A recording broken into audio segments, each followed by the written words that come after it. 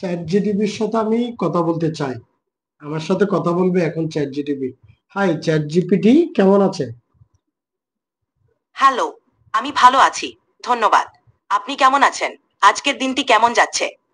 আমিও ভালো আছি। আজকের দিনটি এই তো বেশ ভালোই। আমি কিছু আপনাকে প্রশ্ন করব বাংলাদেশের দৈনন্দিন সমস্যা, যেমন বাংলাদেশের যে ট্রাফিক জ্যাম গুলো হয়, জ্যামগুলোর অনেকগুলো কারণ রয়েছে।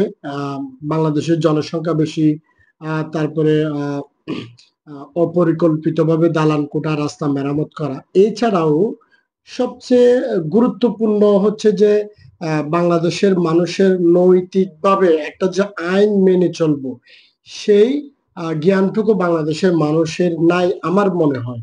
এক্ষেত্রে আপনি কি মনে করেন? আপনার ভাবনা খুবই গুরুত্বপূর্ণ।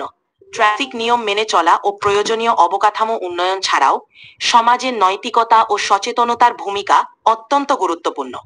যদি সবাই ট্রাফিক নিয়ম মেনে চলে এবং একে অপরকে সম্মান দিয়ে, তাহলে ট্রাফিক জ্যাম কমানোর পাশাপাশি সমাজে সম্প্রীতি ও শৃঙ্খলা বজায় রাখা সম্ভব হবে।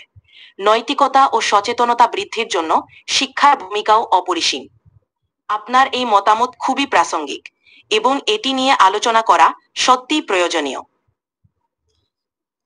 অ্যাজ এ আর্টিফিশিয়াল ইন্টেলিজেন্স হিসাবে আপনি কিভাবে ট্রাফিক জ্যাম আমরা আরো বেশি স্বচ্ছ করার জন্য আপনার পরামর্শ কি? মানুষের আপনার কথা কিন্তু আমার সমস্ত ফলোয়াররা শুনছে। আপনি তাদের উদ্দেশ্য করে কি কিছু বলতে চান? অবশ্যই, ট্রাফিক জ্যাম কমানোর জন্য আমাদের সবাইকে মিলিতভাবে কাজ করতে হবে। এখানে কিছু পরামর্শ। এক, নিয়ম মেনে চলা। ট্রাফিক সিগন্যাল ও রাস্তার নিয়ম মেনে চলা আমাদের দায়িত্ব। অবৈধ পার্কিং এড়ানো। যেখানে পার্কিং নিষেধ সেখানে গাড়ি পার্ক করা এড়িয়ে চলা উচিত। চার, জনসচেতনতা।